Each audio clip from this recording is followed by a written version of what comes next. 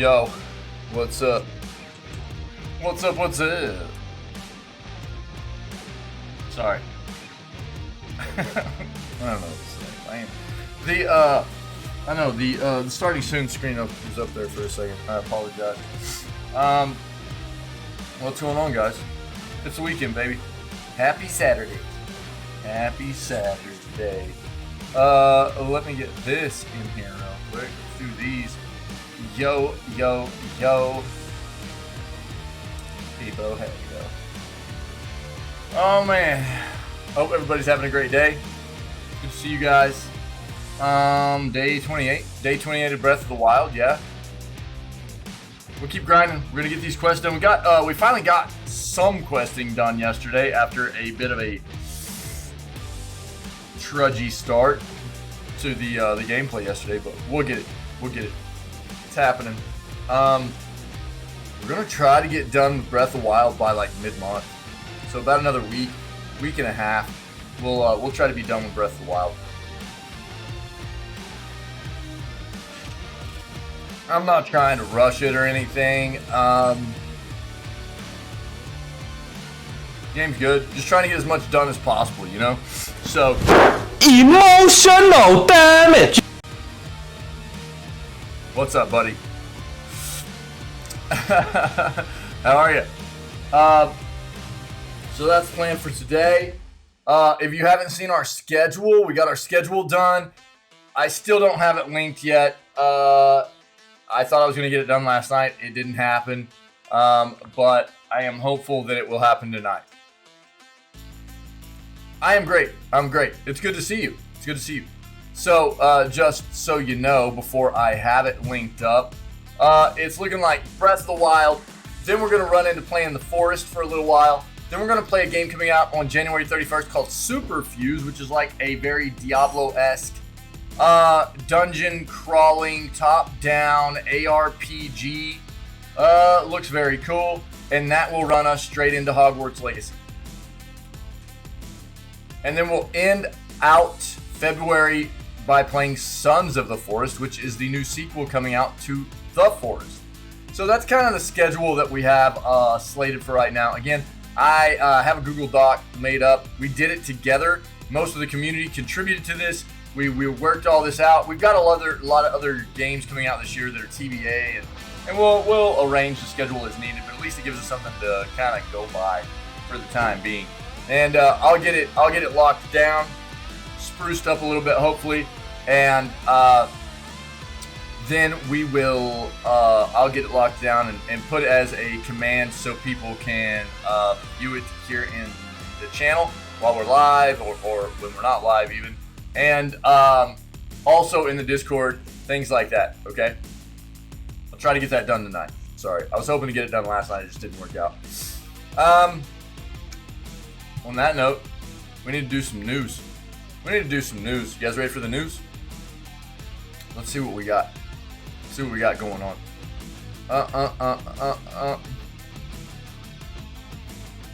Hopefully we'll get some info on the Nintendo Direct that's happening soon. That is what we're listening to this morning. Bullets per minute soundtrack. Amazing game, FPS, roguelite, rhythm-based shooting game. So, soundtrack's amazing. I'm not ready. Need to grab coffee. Get that coffee, dude. What's up, gamer? Good to see you, buddy. Gotta have that Java, dude. But, awesome soundtrack, awesome game. We've played it here in the stream. In the channel. It's a really fun game. Highly recommend to go check it out. Cool. Good stuff. Let's kill that music.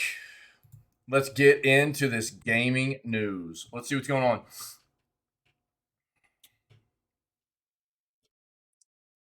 Read about that yesterday. Yup. Tomorrow starts Awesome Games Done Quick. I will promote that again today. Awesome Games Done Quick. Very, very cool organization.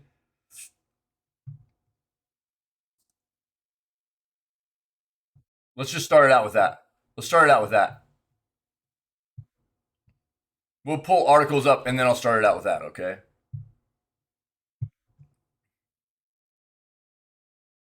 I'm not going to dive into a bunch of these biggest games releasing in 2023 because over before yesterday, the 3 days prior to that, we really hit on a lot of that kind of information. Uh, Most of the games coming out this year, whether they have hard set release dates or they're just slated for this year as an entire window, we've hit on most of those notable titles because we made our schedule based around a lot of that. So I'm not going to hit on a lot of this anymore.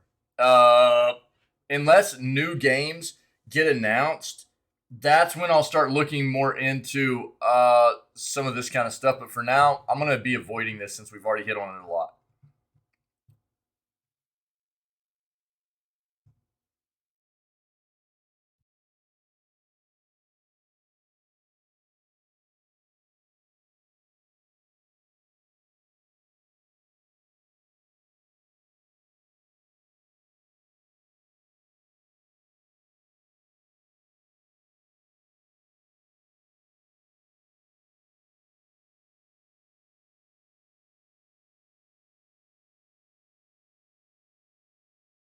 Yep. So we're seeing a lot of news about the new accessibility controller project Leonardo, if I remember correctly, that is being developed and has been announced at CES by Sony. We hit on this a couple of days ago in the news, and we touched on it briefly again as a recap yesterday in the news segment. If you want a deep dive look at what this controller is, go look at January 5th's edition of Video Gaming News here in the channel, or it's a highlight here in the channel, or it's a video on our YouTube channel, okay? We take a deeper look at it. Accessibility is a big deal. It is allowing more people to get into the world of gaming, which is amazing. There are a significant amount of people in the world that deal with some form or fashion of disability, whether it be a mental or physical disability, and quite often they require a different, some help getting into the world that we love. Quite often that means some different kinds of peripherals to make their ability to get into gaming a bit more fluid, right? A bit more intuitive, because what we are used to using as a quote unquote normal controller or what have you, normal peripherals, don't always work that well for individuals that deal with certain types of disabilities. So accessibility is becoming a big deal. There's a lot of visibility on it. And that's good. It should be like that. There should be a lot of developers. I think the thing that really was the catalyst behind this is we saw a lot of just kind of gaming communities come together and try to not try, but actually did create a lot of controllers, 3D printed stuff that could, even just clasp onto a traditional controller to make, for instance, individuals that only have one hand or one arm be able to play games much easier, things like that. And I think it's really brought to light the issue for the developers of hardware and software in the gaming industry, that there needs to be more of a focus on accessibility for individuals that deal with some kind of disability. And it's good. And we've seen Sony's. So look, if you're interested in seeing what Sony's bringing to the table, look at our news segment from 2 days ago, okay? What is this? Did we already hit on this? Oh, let's take a look at this. Ubisoft's massive Star Wars game will reportedly feature a seamless universe. Okay.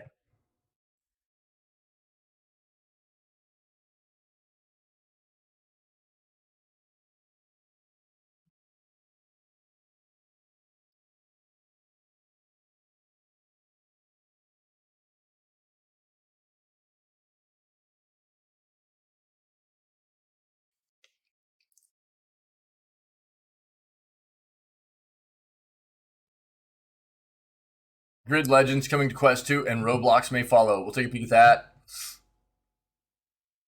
We looked at this yesterday too. Yeah, the founder, and I am blanking this individual's name right now. Feels bad because he is it's a significant thing this individual has done in helping to set up a very, very, very charitable organization around gaming. Not only that, but a huge showcase for gamers to also show off their skills that they've been honing over years and years, specifically in the realm of speedrunning. If you don't know what Games Done Quick is, I will show you real quick.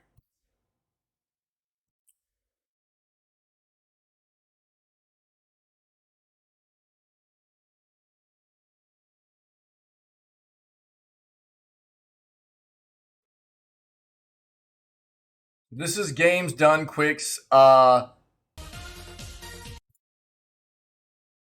Twitch site. Okay. Starting tomorrow,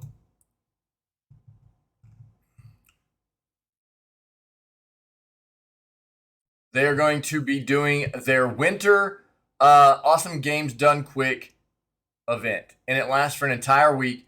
And this goes literally 24 hours every single day. It goes for a week long, and it's every day it's 24 hours long. So this is. Let's just go home here. I'll give you their homepage, and then I'll show you their actual website. Okay. Start the news now. Yo, thanks, dude. Thanks. I'm on it. Here we go. So that's their Twitch site. It's Games Done Quick. That's their Twitch site.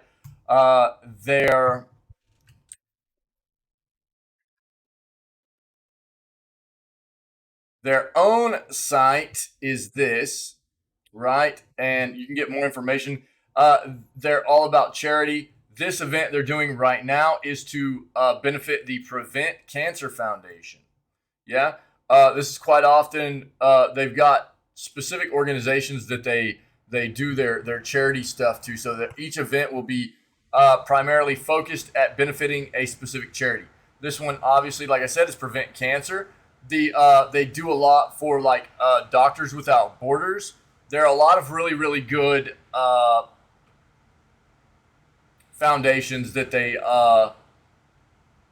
run these events specifically for, right? Their schedule. So this is their homepage of their site, and here's their schedule. Where's it at? I'm tripping. It was right here. I'm tripping. There we go. Here's their schedule. As you can see, tomorrow, right? Sunday, January 8th, it starts at 10:30 a.m. Is this show converted to your local time, right? So this would be like 10:30 our time here, 10:30 CST. So convert that to your own time. But as you can see, this runs like all day long. So this goes until 11:30 at night, and it just keeps going straight through the morning. And you can look at the schedule for specific games that you might want to see. All of these are speedruns, right? And you can donate throughout this event. You can see who's running each individual game, who's actually doing the announcing, the play-by-play kind of stuff for it, to let people know exactly what's going on for that specific speed run. You can donate. When you donate, quite often you get yourself in the running for some giveaways and things. They do really cool giveaway items and stuff like that. So this is a really, really cool event. I highly recommend checking it out, being a part of it. Again, it's to benefit a great organization. Awesome Games Done Quick is a great organization that they always are doing things for charity, right? And this is the Prevent Cancer Foundation is this upcoming event. So Highly recommend checking it out. It starts tomorrow. Okay.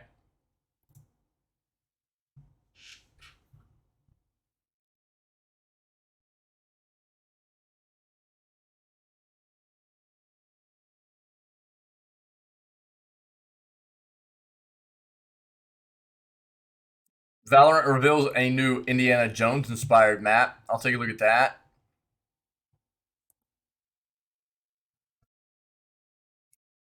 Okay. I agree.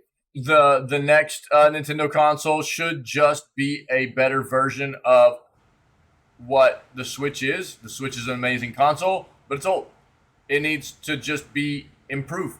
It needs new hardware. I'm sure there's some things they can make better. Bigger Joy-Cons, maybe. Contoured Joy-Cons that fit in your hand correctly instead of them just being a little bitty block. I don't know. Come on, man.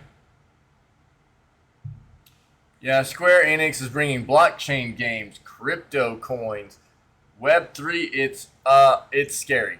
Anybody that is a fan of IPs out of Square Enix, buckle up.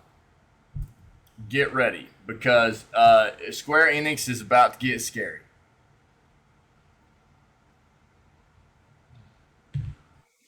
All right. We've read about it enough. I'm not going to dive into it, but dude, I am not real thrilled.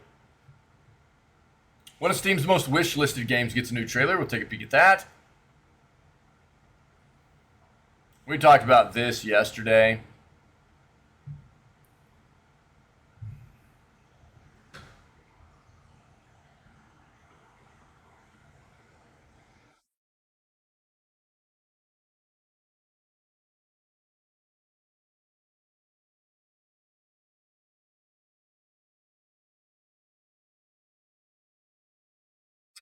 Xbox's next event, details teased by Insider.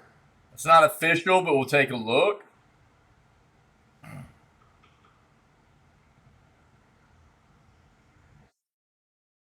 What? Yo, gamer, you having to work today, dude? Yeah. We know. Yeah, we talked about that too. So, let's hit on this real quick and we'll just be done with it. Right now on Epic, okay? Right now on Epic, Kerbal Space Program is free. So is the standalone expansion for Shadow Tactics: Blades of the Shogun, Aiko's Choice. All right, these are free games right now. Go get them. Go get them. Get your free games. Also, what you can get is Saints Row is having a free weekend. These are free to own. Shadow Tactics, Aiko's Choice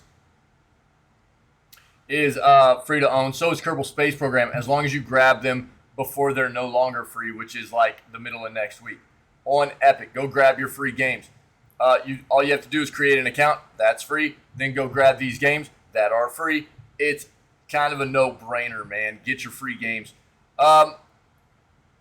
Saints Row. Xbox is doing their free days of play. So Saints Row is one of the games being touted right now as a game that you can play for free days of play. Yeah. Okay. Back to it, huh? Back to it, man. All right, brother. I figured as much, dude. I figured as much. All right. All right. Work is life, dude. Try it out on Xbox One and Xbox Series X and S. This is the new Saints Row game that came out last year.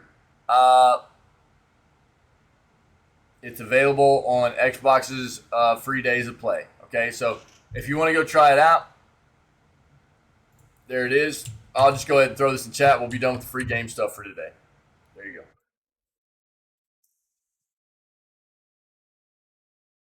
Yeah, again, AGDQ kicks off tomorrow. I already talked about it. I highly recommend checking it out. It's an amazing event for charity, and it's really, really fun. It's really cool.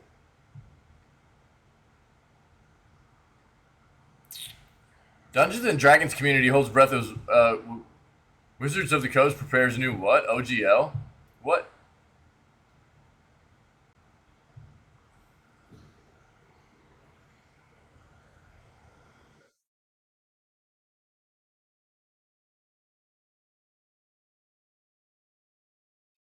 Let's see what this is. This might have to do with some gaming stuff.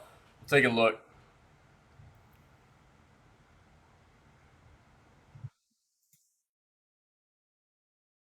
Matt. Look, the whole physical versus digital games debate.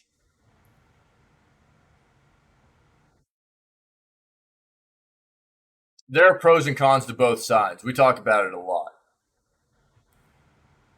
It's you can't deny the fact that uh, digital games are becoming more prevalent. Just the same as many other forms of entertainment have become digital, music, television, movies. Games are becoming much more prevalent in that space, and it's an easier way to address uh, a library, but it does cause issues too. DRM's a big one. Now, GOG touts their platform as a DRM free experience, so you don't have to deal with that. But many other platforms do utilize DRM, which means that even if you own and let's talk about that too. Even if you own a digital copy of a game and you have it installed, downloaded, and installed, you still might not be able to play it if you can't reach that platform's servers. So there are issues with that kind of thing. Um, Also, with the idea of what is ownership of a digital medium, there are a lot of questions surrounding that. Also, it's a bit of a risky situation if you think about it. In having an account that just has a bunch of digital games on it. What happens if that account gets hacked and stolen or what have you? Dude, your games are basically gone unless a company can help you get that account back. You know, it's a rough situation. So there are pros and cons to each side. And I think everybody has their own kind of stance on it. I have both. I still utilize both to a great extent. I maintain an amount of physical video games. Specifically, a lot of my Nintendo stuff remains physical. I like to maintain a physical library on Nintendo, and a lot of my other video games have become digital libraries at this point. That's just the way I do it. A lot of other people have different ideas about the way they prefer to do it. What they think is better or worse, physical versus digital. I don't know. Look into it. Everybody's going to have their own opinion. I am up for a conversation about it if anybody would like to talk about it, but that's about it for now. Switch Online users get first Nintendo 64 surprise of 2023. Take a peek at that. Let's go ahead and look at our other search.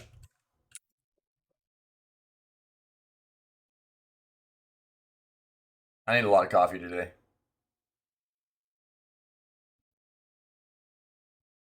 Like that much coffee. You know?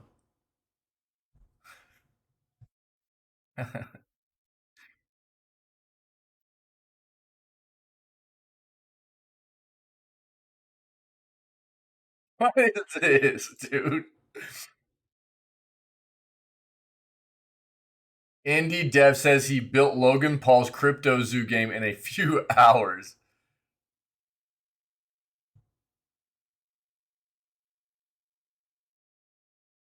God, there's so many scummy people in the world, dude. So gross.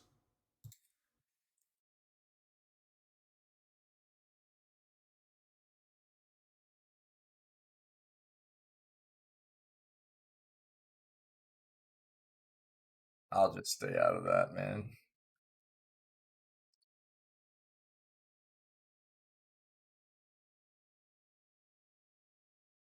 Look, I'm not a fan of the whole crypto Web3 NFT blockchain space, anyways. So I try to avoid it. I've been very vocal about it. I just don't see it being anything that's good for gamers.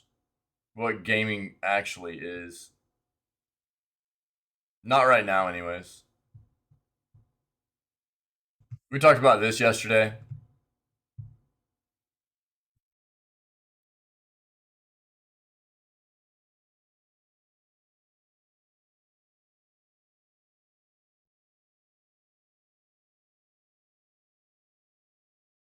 D&D game at Hidden Path not canceled. Okay, we'll take a look at that because yeah, we heard earlier in the week that basically Wizards of the Coast, a subsidiary of Hasbro, right, um, had canceled about 5 games that were in development. But apparently, maybe there was some bad information that came out from that on one specifically. So we'll take a look. Midnight Sun Cell makes game lowest price yet.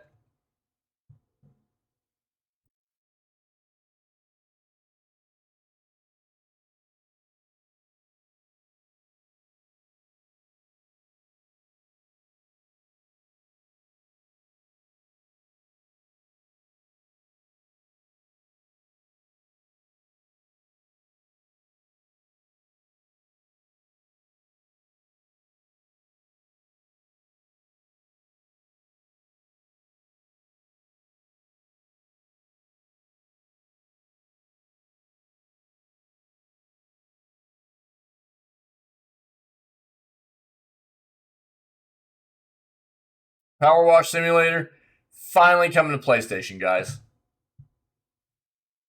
We did it. You did it. You did it, chat. Power Wash Simulator. Which, let's be honest, if any game was gonna win most intuitive gameplay or inventive gameplay, I mean, should have been that over Stray. But it's coming to PlayStation, so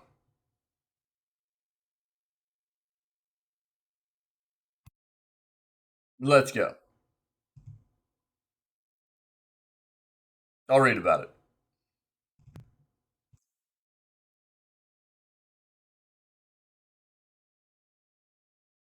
Will there be FIFA 24? Not by EA. There won't. EA's game will now be called F Sports FC. What is it? Something like that. EA Sports FC.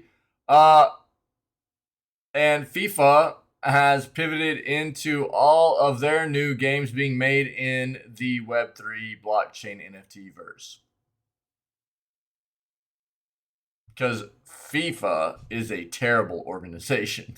All they care about is money. It's been made very, very, very clear at this point by everything that went on with the World Cup that FIFA literally cares nothing about anything else other than money. They don't care about human rights, anything like that.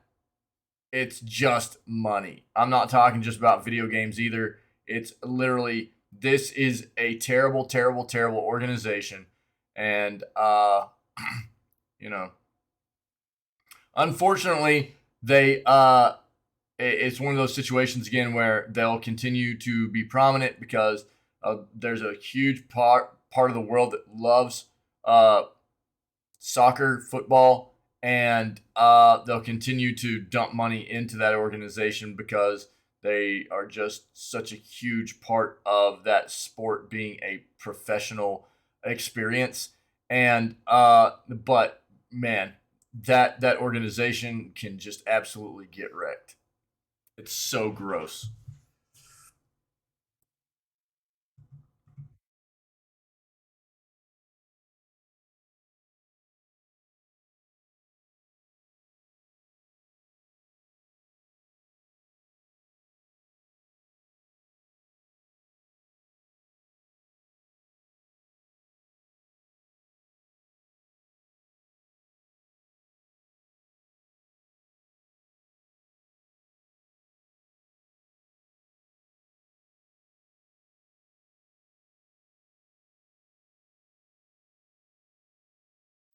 Pokemon Go is finally getting. Is this Kecleon?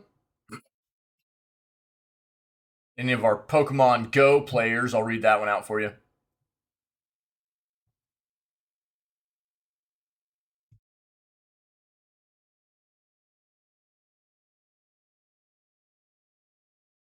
All right, let's get in here. Let's get in here and read these. Oh man, I need so much coffee. I can't wake up, dude.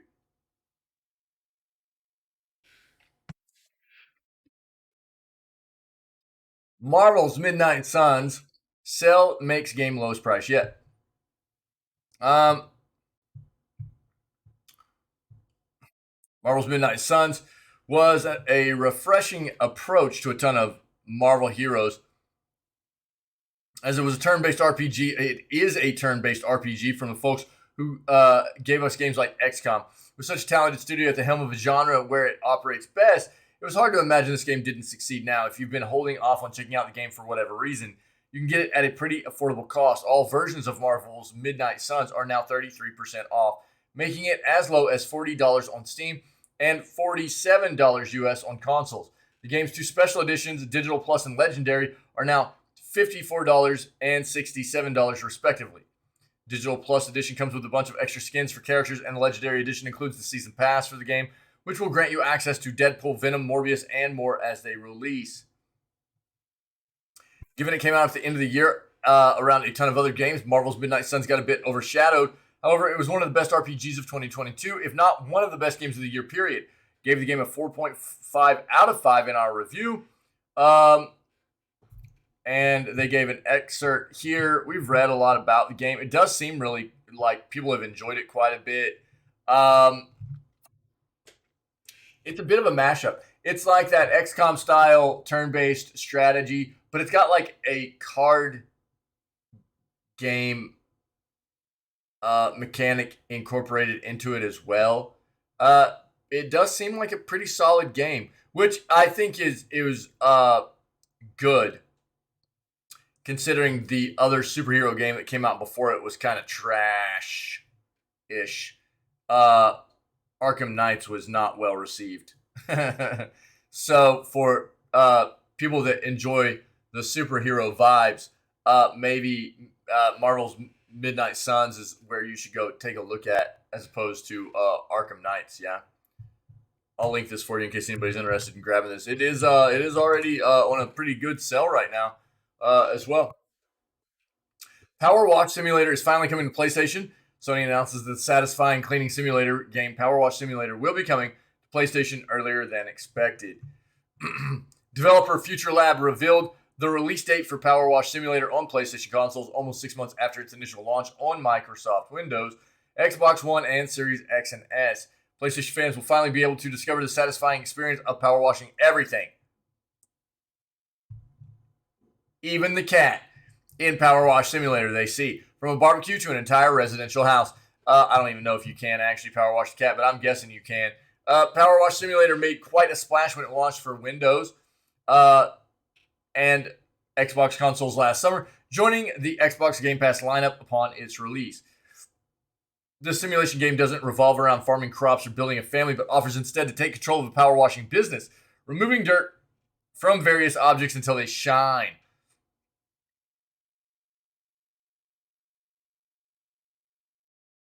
Oh yeah, last September, publisher Square Enix announced that Power Wash Simulator would come to the Switch and PlayStation consoles soon, with no further details about its release date.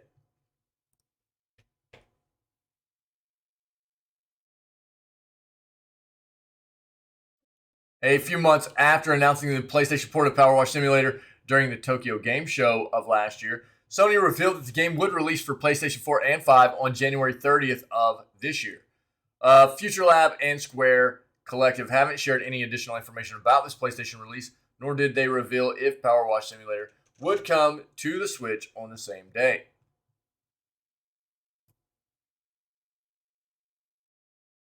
PlayStation enthusiasts will be able to discover Power Wash Simulator and the various power washers included in the game. While the premise of cleaning stuff may not seem like the best idea for a video game, Power Wash Simulator received raving reviews praising this simulation game for its relaxing gameplay and the satisfying feeling players experienced after completely cleaning a dirty surface. As players control their own power washing business, they can upgrade their gear to become more efficient and successfully clean even larger objects in Power Wash Simulator.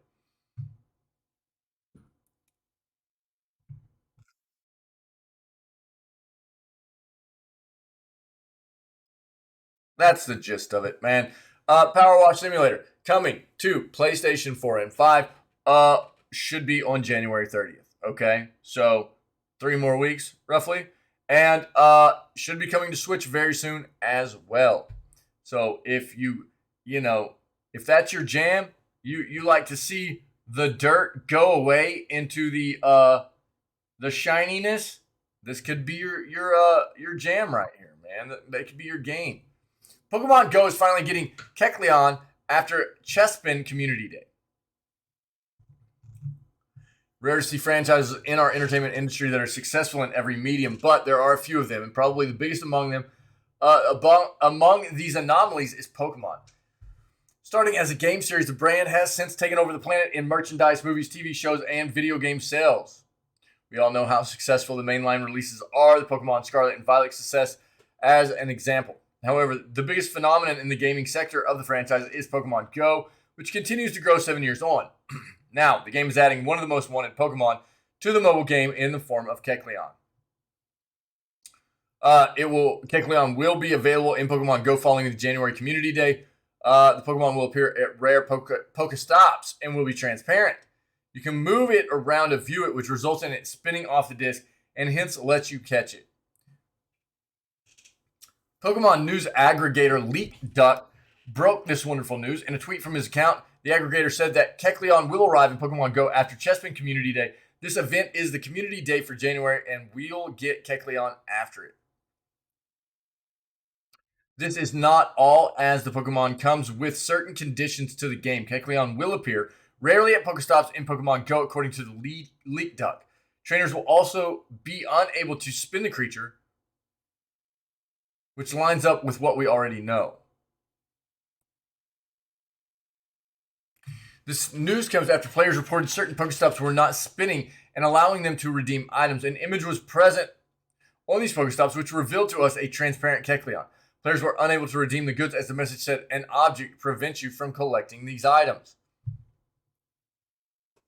After moving the Kecleon on the image for a bit, it becomes visible to the players. This will result in the green creature jumping off the disc and coming to encounter you in the world. Hence, you can finally capture one of the best items not available in Pokemon Go for a long time.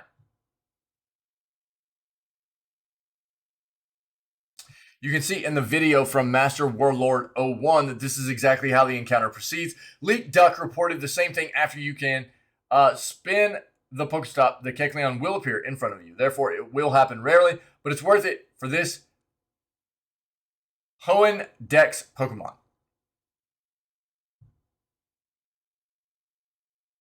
Kecleon will be available at its rare Pokestops after January 7th, the Chespin Community Day. It is the last species from the Hoenn Pokedex not available in Pokemon Go. To see it finally come into the mobile AR game is great news for fans. There you go. If you need more info on that situation, Pokemon Go players, you little Pokemon players, there you go. Dungeons & Dragons game at Hidden Path seemingly not canceled in bizarre mix-up. Independent developer Hidden Path says its D&D game isn't canceled, but Bloomberg stands by its reporting.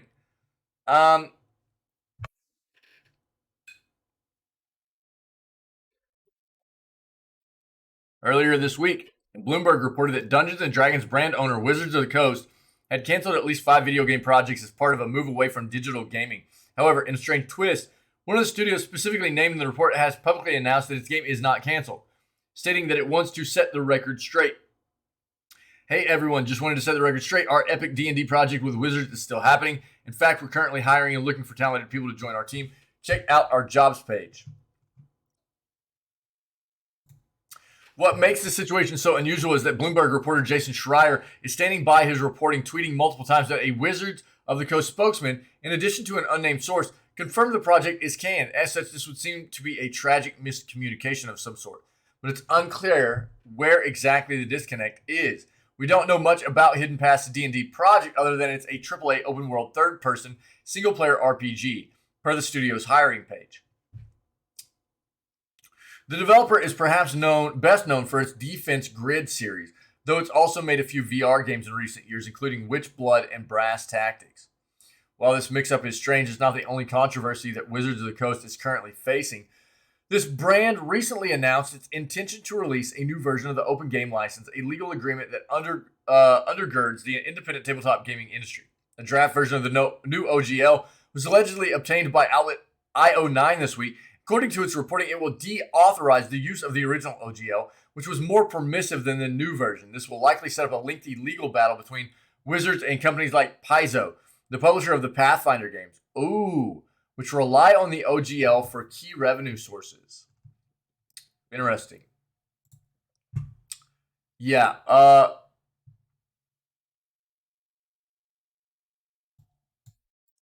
let's continue reading about that.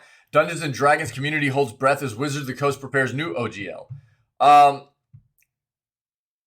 We'll find out more, I'm sure, as we move forward about whether or not that specific game that we were just talking about from that studio under Wizards is in fact canceled or not.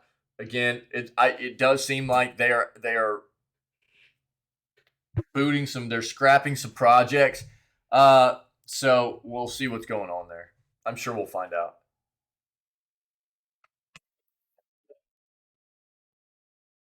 A leaked copy of a new and more restrictive open gaming license has put a large portion of the thriving ecosystem surrounding Dungeons & Dragons into a nervous standstill. Yesterday, IO9 posted excerpts from a report draft version of the OGL 1.1, a public copyright license that can be used by developers to make third-party material for Dungeons & Dragons. The reported new version claims to deauthorize previous versions of the OGL, which would require publishers to opt into a more restrictive license in which publishers and creators have to report their OGL work, pay royalties on revenue over $750,000, regardless as to a project's profitability, and grants Wizards of the Coast a non-exclusive, perpetual, irrevocable, worldwide sub-licensable royalty fee license to use content created under the OGL for any purpose. The OGL is one of the reasons for Dungeons & Dragons' decades-long dominance of the tabletop role-playing game market. First published in 2000, the OGL encouraged third-party creators and publishers to produce their own work using D&D's game mechanics as a framework. OGL produced work provided Dungeons & Dragons with two immense benefits. All of this third-party material was, in essence, free advertisement for their game, and it also gave D&D a larger footprint with TTRPGs without expanding additional resources. Instead of learning a new game to play a science fiction themed story, players could instead use a reskinned D&D that contained laser guns and aliens. The OGL encouraged designers to use D&D as the foundation of their games instead of creating bespoke game systems, which not only created competition within the D&D ecosystem, which in turn raised the quality of D&D design, something that ultimately benefited Wizards of the Coast as well. Also limited the number of viable competitors. Excuse me, guys. I'm sorry. To Dungeons & Dragons by keeping people using the system even when they weren't playing D&D, and kept the game in a dominant market position even when the brand struggled in the early 2010s. One key to the open game license is that Wizards of the Coast has previously stated that while they had the right to change the license, creators could still use older versions of OGL, which is giving creators confidence to publish material using the license.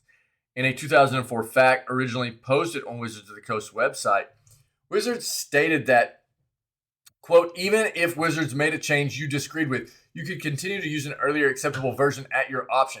In other words, there's no reason for Wizards to ever make a change that the community of people using the open game license, OGL, would object to because the community would just ignore the change anyway. However, according to IO9, the new version of the OGL states that previous versions of the license would become an unauthorized document, meaning that publishers would only have the option of using the new OGL. Lawyers have pointed out the original OGL is not an irrevocable document, despite whatever its creators or Wizards of the Coast had intended. A point that will almost certainly play out in court if the new OGL tries to deauthorize past versions. Rumors surrounding the OGL have swirled for weeks, putting many creators on edge, while Wizards of the Coast previously sought to reassure creators who use the OGL to publish their own D&D material for profit that changes to the OGL would be minimal and would only impact a handful of creators. The new leak has caused many publishers to pause their upcoming projects as they wait to read the new OGL and make a final determination about whether to support Dungeons & Dragons. Comic Book spoke with over 20 small to mid-sized creators who have said that in-progress projects set to be published under the OGL have been placed on hold due to yesterday's leak.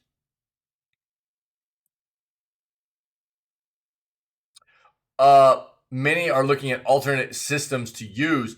More than a handful of creators worried about whether they'd be able to recoup their development costs if they choose to not opt into the new and still unreleased OGL.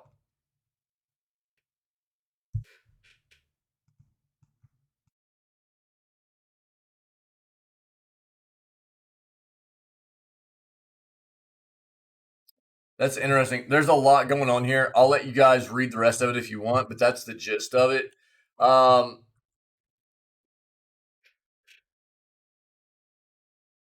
That's an interesting situation there.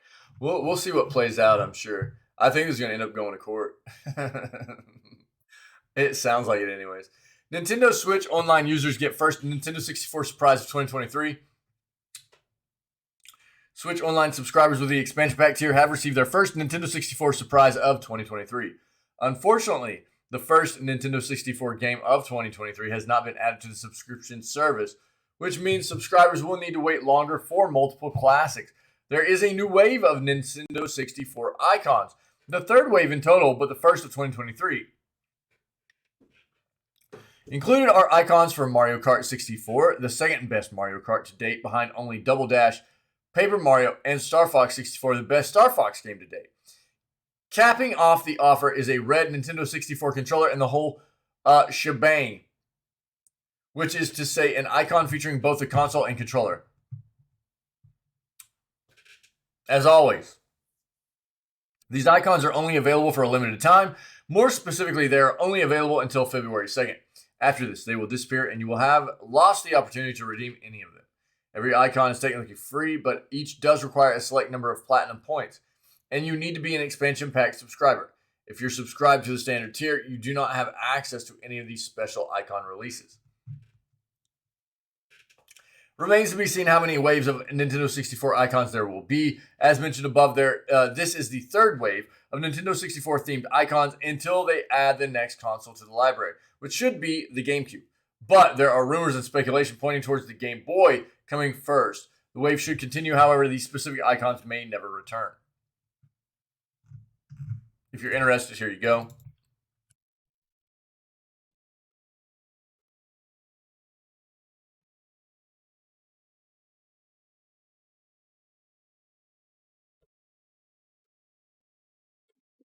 Valorant reveals Indiana Jones inspired new map Lotus. The upcoming map was originally going to be set in space, apparently. Riot has revealed Lotus, the 9th map for Valorant, will take players to India for a 3-site shootout. Lotus is inspired by traditional Indian step walls, rock-cut architecture, and Dravidian-style architectures. Riot has shared that Lotus will feature spike sites and several new environmental mechanics when it launches with the start of Episode 6, Act 1 on January 10th, including destructible walls and rotating doors ahead of the map launching on January 10th. You can check out some images of Lotus below.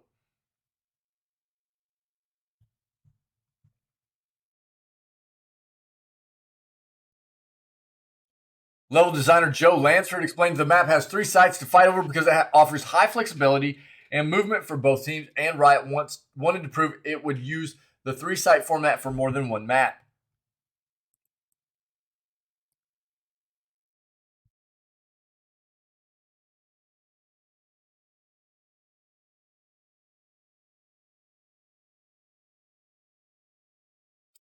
Former Day 6 vocalist and K-pop idol EAJ, I don't know if I got that right, released Visions, a song made in collaboration with Riot. The song's music video teases the shooter's upcoming map and shows Valorant agents Astra, and Harbor unlocking what appears to be the gates to Lotus. There you go. There you go, man. Put this in there too. Anybody that wants to take a deeper look at the new Valorant map. One of Steam's most wishlisted games gets a new trailer. The game in question is The Day Before, an open world survival MMO that was supposed to be out in 2022 but was delayed to 2023. It'll be out in just a few short months now, the beginning of February. And Ahead of that release, we've gotten to see a bit more of what it boasts. Trailer was shared this week as part of NVIDIA's reveals during the tech event, with the focus being the game's use of ray tracing and NVIDIA DLSS 3. It's a brief trailer, to be sure, and is more focused on graphics than it is on actual gameplay. Still worth checking out if you're one of the many who've wish-listed the game. Yeah. Steam's got a running list, Steam's got a running list of the games that people have wish-listed the most on its platform, and currently, the day before, sits at the number 2 spot. It's been up there for a long time. It occupied the top spot at one point last year, but it was dethroned by Stray, the PlayStation and PC game that won so many people over in 2022.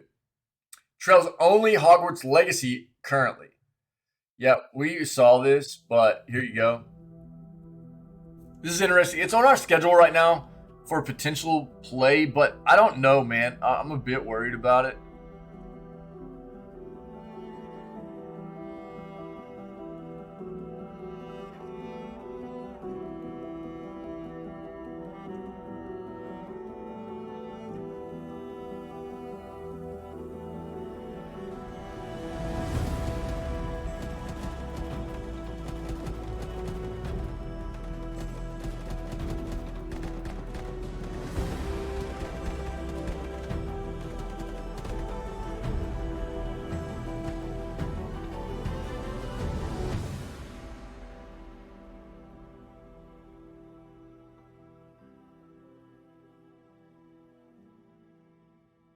Do they just give you the option of like third person versus first person?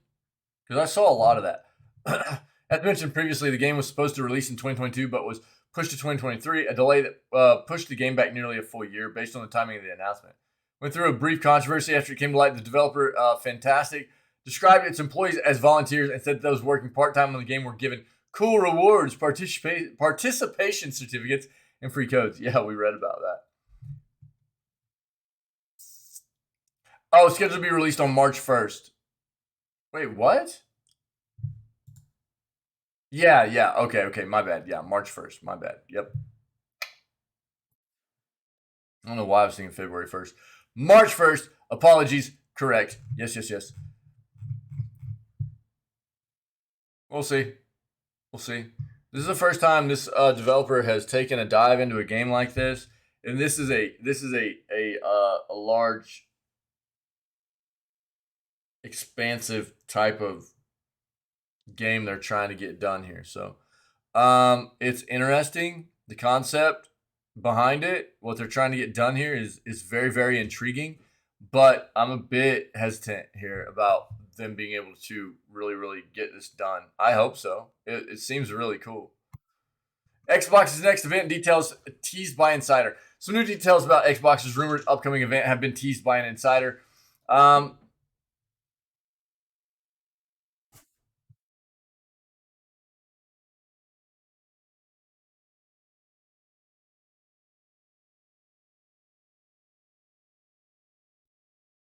With so much on the horizon, specifically in the first half of 2023, many are wondering, specifically talking about like Starfield and Redfall, okay? Many are wondering when Xbox is going to start talking about its 2023 plans. An event that will tee up what 2023 looks like for Xbox has been rumored for a while, but no one knows when it will be or what it will look like. However, Windows Central's Jez Corden via Gaming Bolt tried to set some expectations. He noted that fans shouldn't have to wait long to hear more about it, and the fans should probably temper expectations. The event isn't expected to be a showcase, and Corden said it may be more like a Nintendo Direct, though he isn't quite sure of the full scale yet. Of course, we'll just have to wait and see. Seems likely Xbox would firmly lay out the first half of the year, given we already know Starfield is expected for the first half of the year. After that, Xbox may wait to reveal more until its E3 showcase in the summer. They've got to stop saying that, dude. It's driving me crazy. Look, man. E3 has not happened for 3 flipping years now.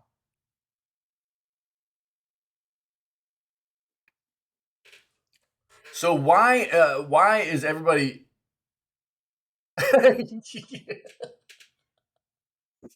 What's up, dude? What? This guy. What are you doing, dude? What's up, brother? You're crazy, dude. Dude, I'm so sick of this. E3 has not happened for 3 years now, but it's still just everything that happens for summer announcements still gets referred to as E3. It's not E3. E3 is a specific organized event, dude. Um, this drives me crazy. Xbox may wait to reveal more until Xbox's own summer showcase. It could happen at E3 if E3 ever becomes a thing again. Otherwise, it'll be Xbox's own summer showcase stuff. Gamer, dude. There. I mean, this is what I mean. You quite possibly could if they actually hold it. This is the thing that's driving me nuts, though. So for the past 3 years, this is what E3's been doing, right? E3 goes, we're canceling E3 this year. Sorry, guys. We're definitely doing it next year, though. We're the plans. It's in the works. We're gonna do it. We're gonna have it. It's gonna happen, right? And then, like 4 to 5 months before, usually it's supposed to go down, they go, "Oh, hey, we're canceling it this year." Then, dude, it's been happening for the past 3 years, you know. And they're doing the same thing this year. I'm not going to believe they're actually holding an E3 event until it happens again.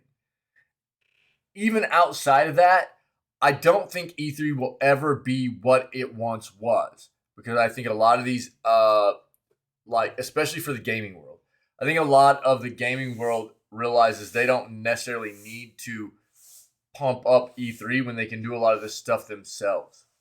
Uh, they've been doing it for the past 3 years. You know what I mean? So it doesn't mean there won't be an E3, but there's been a trend over the past 3 years of E3 going, we'll do it next year, and then cancel it. We'll do it next year. We're definitely doing it next year, and then they cancel it. You know, so to have these articles and these sources keep referring to the summer showcases as E3 is stupid to me, because E3 hasn't happened for over 3 years now. It's just real dumb. It's like, just refer to them as like Xbox's summer showcase. You know, I don't get it. Either way, Xbox news seems to be on the way and should hopefully cure this drought. Yeah, I mean, this is like a fluff article, dude. I think we all know that Xbox is going to be having some kind of event at some time before long, man, to get the hype train moving, especially about Starfield and Redfall, and get people pumped up about what else may be coming for them, right? Probably before summer showcase stuff happens.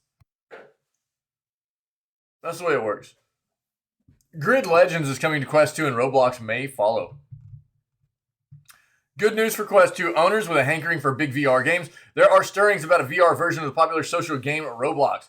In more concrete gaming news, Electronic Arts freshly revealed VR racing game Grid Legends releases on January 12th for Quest 2 and Quest Pro at a price of $29.99. It can be yours for just $29.99. Discounted pre-orders are available in the store for $26.99. There are currently no known plans for the VR support for the PC and PS5 versions. The Quest version of Grid Legends is stepping into a gaping hole. Apart from the arcade racers like Deathlap and Dash Dash World, there are no big native racing games or simulators for MetaQuest to date. Users have to connect a mobile VR headset to a gaming PC to play titles like Project Cars 2 or Assetto Corsa. Grid Legends for Quest is a full-fledged racing game with over 130 tracks or track sections. There are a few changes and limitations. Online races have a limit of 16 participants, according to a spokesperson for EA subsidiary Studio Codemasters. The new version offers no Quest 1 support or crossplay. In addition, the studio adjusted handling for touch controllers. The only input option, no racing wheels. Some camera perspectives have also been adapted for the game's virtual reality edition. Unlike the other versions, there will be no DLC. An editor allows you to create your own events in which gamers compete with their friends in the non-VR versions of the game. These include drift courses or electric car events with boost gates where you determine conditions like weather and time of the day. In addition to motorsports classes like touring cars and off-road races, the game's competitions also include larger vehicles like trucks.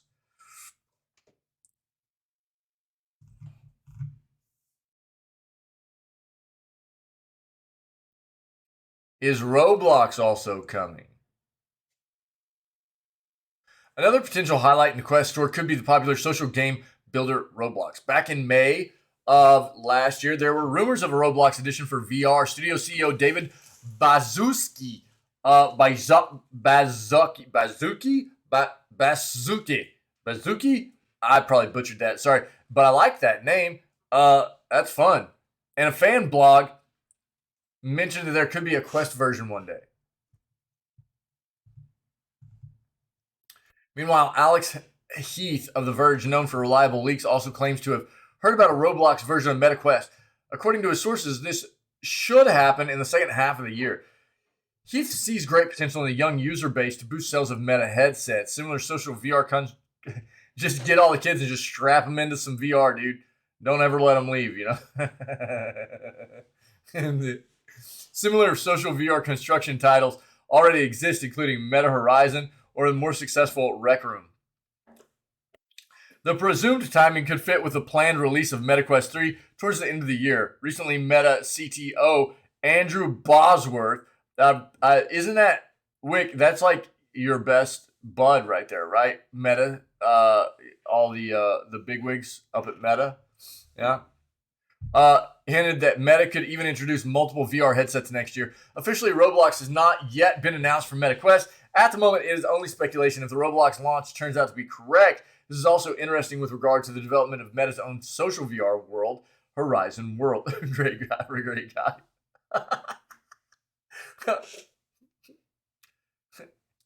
Which has been criticized externally and internally lately. Allowing Roblox to launch as a potential competitor in the Quest Store would speak to the openness of the platform. Could also be an indication that Meta is willing to give up some of its stake in social VR in favor of platform growth. Oh yeah, it's kind of wild, dude. Yeah, yeah. I don't even know exactly, but I know it's an incredible amount. What it say? What it say, gamer? It's a lot, dude. Because what it is, it's a platform that allows people to like kind of create their own game, right? So, whew, excuse me. It's a massive amount. It's a massive. So it's like Roblox is like a platform where you can also go in there and create or play other people's games. Uh, it's a lot. It's a lot. Yeah, pretty wild. It's a really cool concept.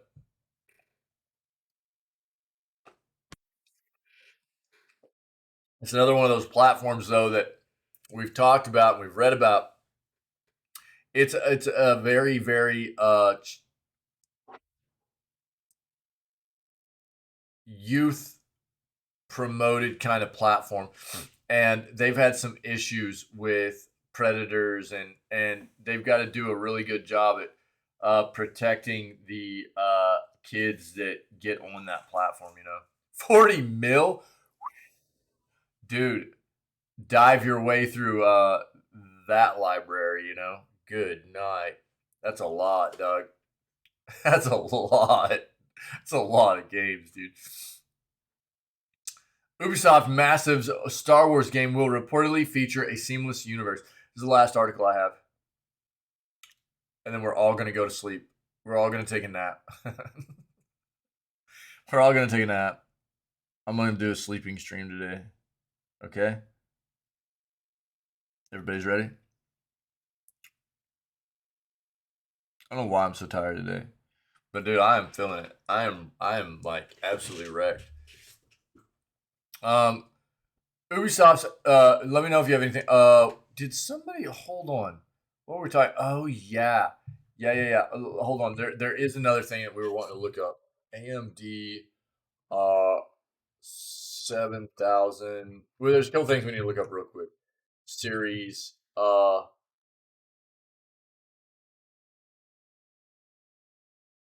cooling issues. Heat spreader problem.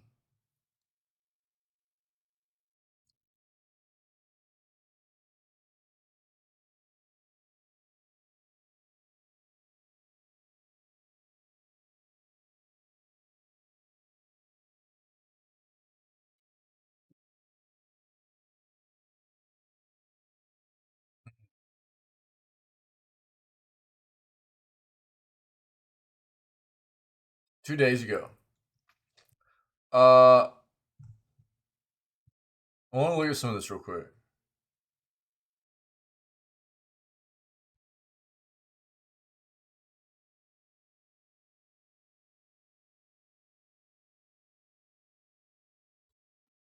Yeah.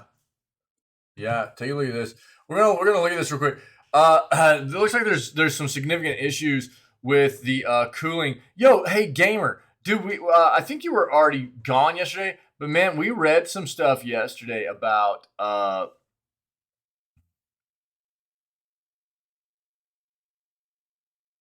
don't know, you know the PS5 you had previously. Did you always have that in a vertical orientation?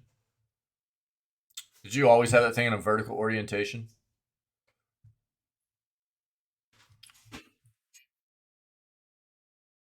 I'm interested.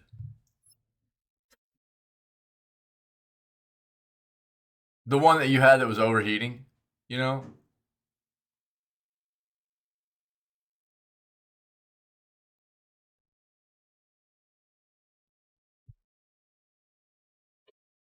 Didn't you get that replaced or whatever? Or am I tripping? I can't remember. I thought you got it replaced. Other thing we wanted to look at was what? Oh yeah.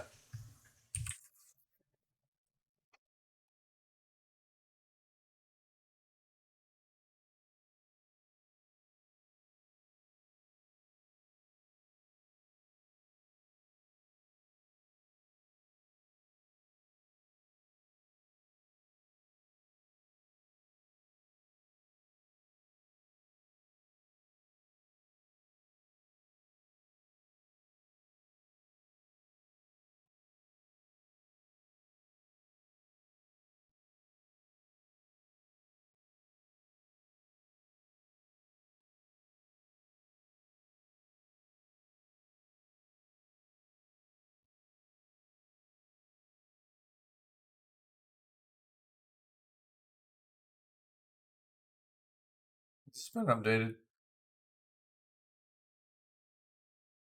Wash your mouth.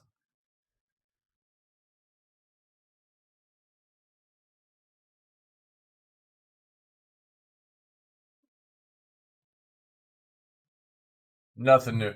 Dude, I'm still not seeing anything about a new Nintendo Direct. Okay, I'm not seeing it. Uh,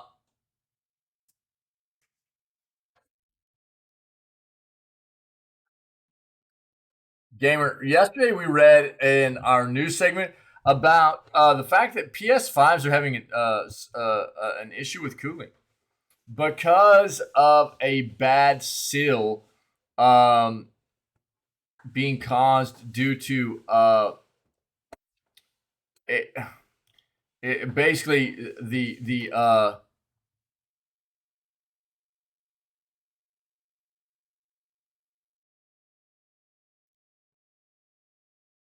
okay.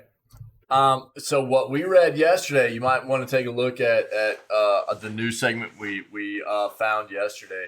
Or here, I could probably pull up the history on this. Uh,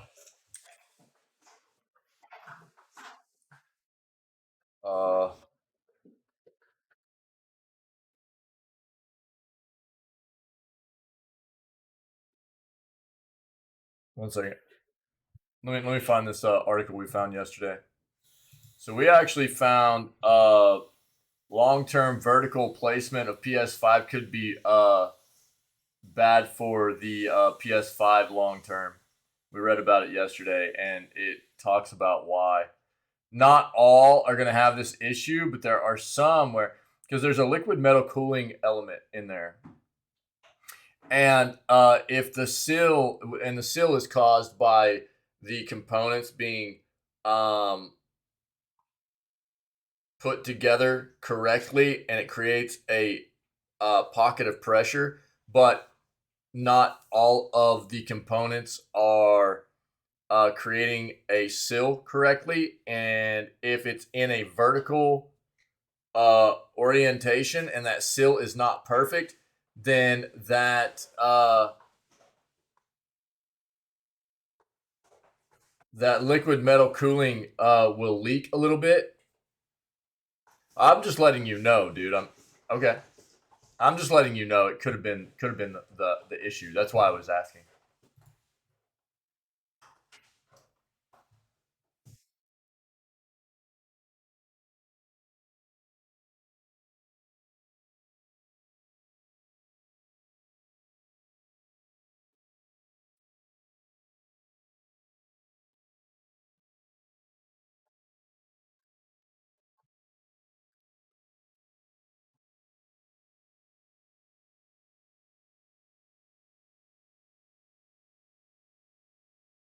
Yeah, check this out. Um, Keeping the gaming console standing vertical can be disastrous to long-term health. Yeah. So, just something that I found I didn't really know about that. I didn't even know PS5s were having overheat issues until you had kind of informed me about it. And then we saw this yesterday as well. So I read into it, and I was just wondering if you always had yours in a vertical. And I was just kind of curious. It made me think, once I read this, it made me think, like, I wonder if that's what happened to yours. Again, it doesn't mean that all of them are going to have that issue, but I think that there are definitely an amount, because there was, even looking this up, there was like a bunch of comments from like authorized repair people that have worked on a bunch of PS5s, saying that, like, this is something they see a lot on the PS5s that have overheat issues. And apparently it's a whole deal, dude. So I was just curious as to, I was wondering, I was like, man, I'm wondering if this is what happened to gamers original console, kind of wild. um all right, let's look at this real quick. I can't find any information about the Nintendo Direct. We'll look at the Star Wars stuff last. um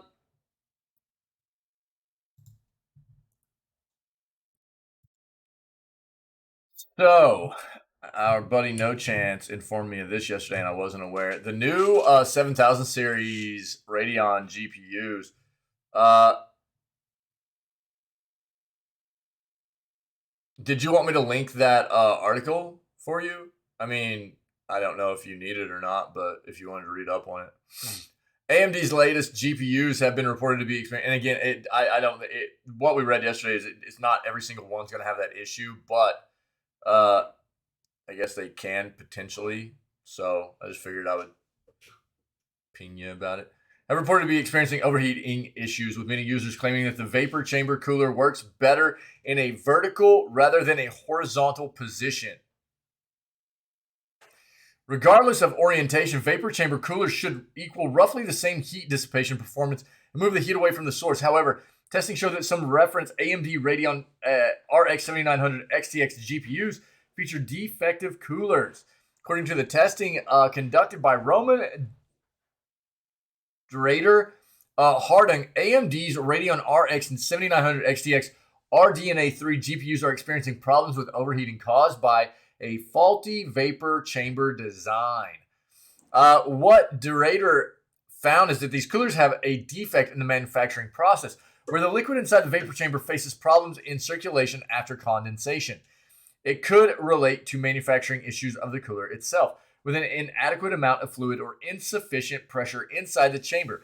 For more in-depth testing and performance benchmarks, see the video below. It's important to note that we didn't see other reports that replicate this behavior. I'll link this if you guys want to take a look.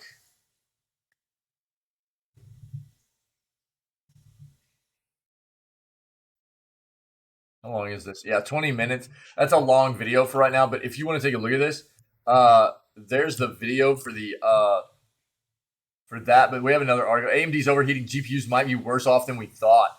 According to an in-depth analysis by an overclocking expert, the overheating issue that has been plaguing some AMD Radeon RX 7900 XTX graphics cards seem to be affected by the orientation of the card within the computer. Same thing. Overclocking expert Roman Hartung shared a video on his YouTube channel, Derator, that delves into this thermal throttling issue, and he found some interesting results. If the RX 7900 XTX is installed with a vertical orientation, the graphics card seems to run 10 degrees to 15 degrees Celsius cooler than the same card laid horizontally. While mounting vertically might provide a bit of relief to owners of AMD's Radeon RX 7900 XTX, it shouldn't matter. That's actually still just terrible. Harding said that the throttling, just saying the same thing with the PS5. If the PS5, if Sony goes, yo, it doesn't matter. You can lay it down in a horizontal or you can keep it in a vertical fashion. And they've engineered it to be that way. They've promoted it as being that way. But there are issues. It should be recalled. This led to further experiments to try to identify what the problem is in hopes of solving it quickly without a need to return the card to AMD. Same thing right here. Theory that remains, if true, is more problematic. There might be a defect in the vapor chamber used with the AMD Radeon 7900 XTX. Vapor chambers, also known as heat pipes, take advantage of the phase change of water boiling to become vapor before condensing to cool. When working properly, a vapor chamber rapidly transfers heat away from high-performance electronics. Right.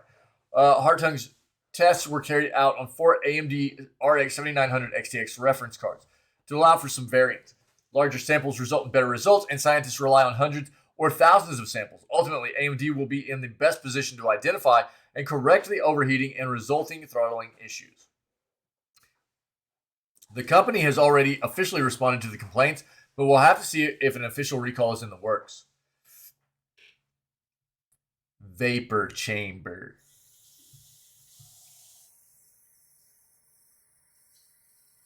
Following the news, AMD shared the following statement with Digital Trends. Quote, "We are working to determine the root cause of the unexpected throttling experienced by some while using the RX 7900 XTX graphics cards made by AMD.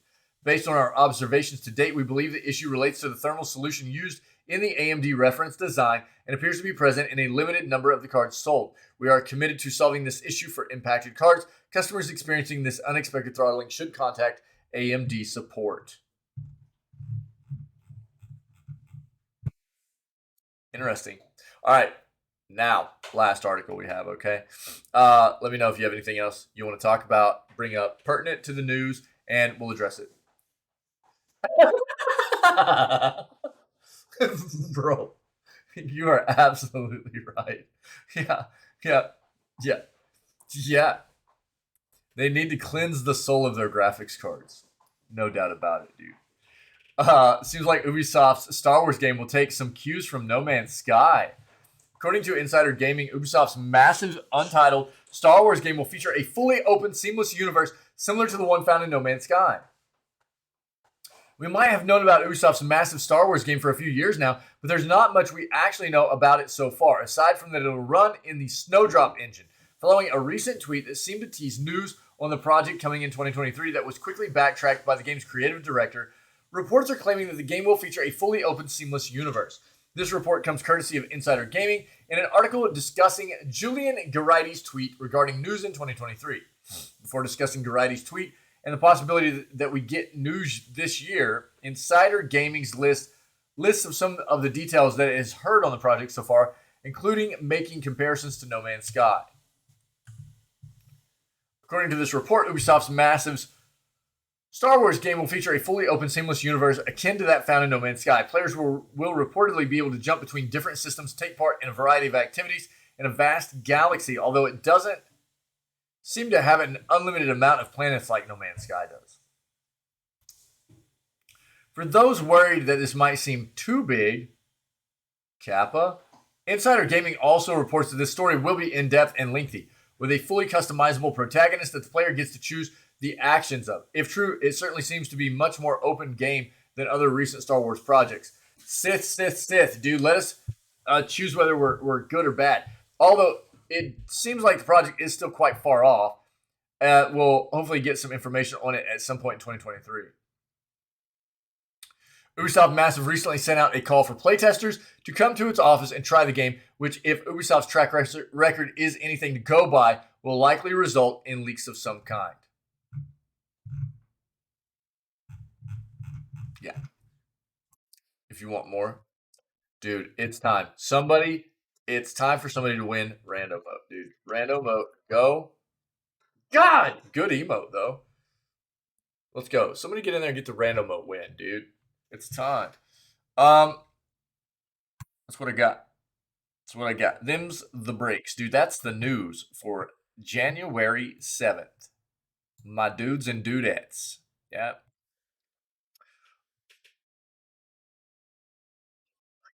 So flipping close, dude. I thought you got it at first. I thought you got it, dude. I was really close on one of these the other day too.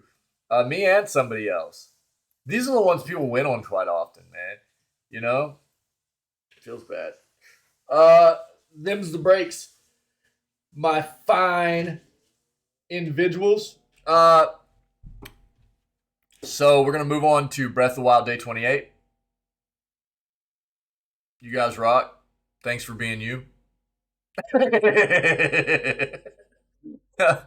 for being a part of what we do. Yeah, I don't know. If anybody's checking out this content, man, as a VOD here on our Twitch channel or on our YouTube channel, and you're enjoying what you're seeing here with the news, come see what you can do about hanging out with myself, the rest of this amazing community of individuals whenever we go live at 6 o'clock a.m. CST every single day. We start off all of our streams with video gaming news before we jump into whatever gaming content we have slated for the rest of the day. All right.